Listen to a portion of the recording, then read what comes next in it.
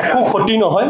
গোৰ্খা সমাজ অসমৰ অত্যন্ত সচেতন আৰু শিক্ষিত সমাজ, শ্ৰমজীৱী সমাজ, শিক্ষিত সমাজ আৰু সচেতন সমাজ। আপুনি চাওক, গোৰ্খা সমাজে অসম আন্দোলন কৰিছে, গোৰ্খা সমাজে ভাষা আন্দোলন কৰিছে, গোৰ্খা সমাজে মাধ্যম আন্দোলন কৰিছে। সেইখন সমাজক আজিৰ তাৰিখত মিয়াৰ নতুন অসমখনৰ কাৰণে কোনোবাই সাজু কৰিব পাৰে নেকি? গোৰ্খা সমাজ আজিৰ তাৰিখত ডক্টৰ হিমন্ত বিশ্ব শৰ্মাৰ নেতৃত্বত স্বৰ্গদেউ চুকাফা শংকৰদেৱে গঢ়ি যোৱা বৰ অসমৰ সুৰক্ষাৰ কাৰণে এঘৰি যুঁজিবলৈ সাজু হৈছে।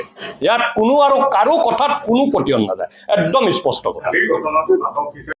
যেনেকৈ আজি গোৰ্খা সমাজক ভাৰতীয় জনতা পাৰ্টীয়ে সহায় কৰি গৈছে বা কাম হৈছে, বেলেগ জাতি উপজাতি বা সামগ্ৰিকভাৱে সৰ্বাংগীন দ্ৰুত অসমৰ বিকাশৰ লগে লগে গোৰ্খাসকলৰ যি ধৰণে বিকাশ এই চৰকাৰৰ দিনত হৈছে, এই গোটেই সামগ্ৰিক পৰিস্থিতিৰ ওপৰত আকৌ আমাৰ গোৰ্খাসকল ভাৰতীয় জনতা পাৰ্টীৰ লগত আছে আৰু থাকিব।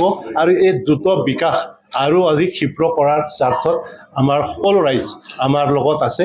তেনেকুৱা এটা পৰিস্থিতিত কিছু ব্যক্তিয়ে ক'বলৈ গ'লে নদুৱাৰ সমষ্টিতে কংগ্ৰেছ দলৰ যিগৰাকী প্ৰাৰ্থী যি ধৰণৰ নিকৃষ্ট ৰাজনীতি কৰা আৰম্ভ কৰিছে, মই এখন ভিডিঅ' দেখা পালোঁ।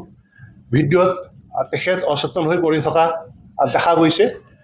অচেতন ব্যক্তি এজনে ৰাহুল গান্ধীয়ে পাৰ্লিয়ামেণ্টত যেনেকৈ চকু মাৰিছিল, ঠিক তেনেকৈ এনেকৈ চকু মাৰি থকা তাতে আমি দেখিলোঁ।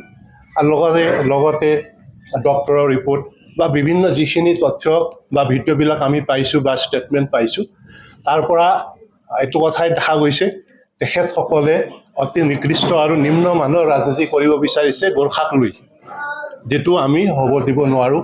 অসমৰ গোৰ্খা সমাজে যি বস্তুটো হ'ব দিব নোৱাৰে। গোৰ্খা সমাজক তেওঁলোকে বিবেচনা শক্তি নোহোৱা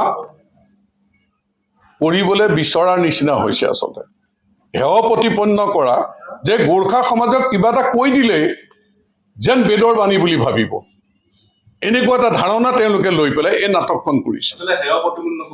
গোৰ্খা সমাজক হেয় প্ৰতিপন্ন কৰা, গোৰ্খা সমাজক ধ্বংস কৰিবলৈ বিচাৰিছে।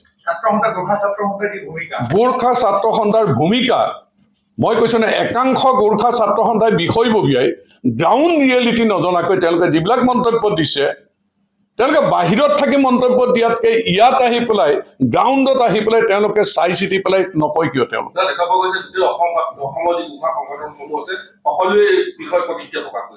ইয়াত কি হৈছে মই ক'ম, গোৰ্খা সংগঠনবিলাকে হিংসাটোক প্ৰতিবাদ কৰিছে।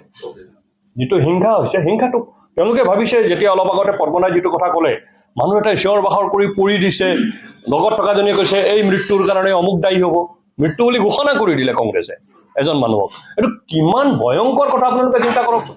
কংগ্ৰেছৰ এগৰাকী নেত্ৰী তাত থিয় হৈ আছে, মানুহ এজন পৰি গ'ল আৰু তেওঁ ষ্টেটমেণ্ট দিছে যে এই মৃত্যুৰ কাৰণে অমুক দায়ী। সেই কথাটোক অসমৰ গোৰ্খা সংগঠন আৰু গোৰ্খা সমাজে বিৰোধ কৰিছে।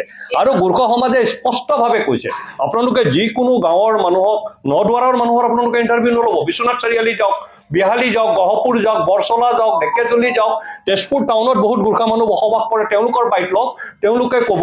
বৈজয়ন্তীমালা দেৱীৰ পৰিয়ালত যাওক, অমৰনাথ উপাধ্যায়ৰ পৰিয়ালত যাওক, অসম আন্দোলনৰ নেতৃত্ব দিয়া মানুহ তেওঁলোক। অমৰনাথ উপাধ্যায় প্ৰয়াত হৈছে, কিন্তু তেওঁৰ পৰিয়ালৰ মানুহ এতিয়াও আছে। স্বৰূপ উপাধ্যায় আছে ইয়াতে, তেওঁৰ বা সাক্ষাৎকাৰ লওক, তেওঁলোকে কি ক'ব?